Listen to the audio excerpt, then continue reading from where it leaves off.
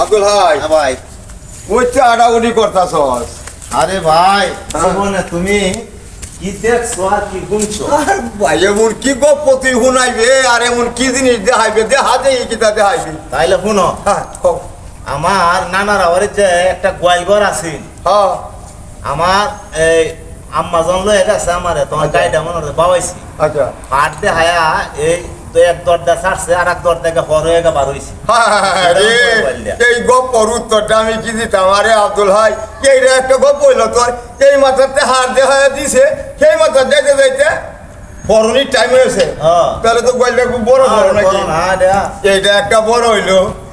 এই যে আকাশ পেলে সারা কামাল রয়েছি না, কামালের বাপ এর একটা কুড়া যে আসি, আচ্ছা এইটাতে হাঙ্গার সময় প্রত্যেক দিন টুককে টুককে টুককে টুককে তারা হার ক্লাস কানতে কুড়াটা দিয়া। তাইলে ভাই হ্যাঁ। তুমি যে কইছো কুড়াটা তারা হারতো, হ্যাঁ। কুড়াটা না তুই তো এখন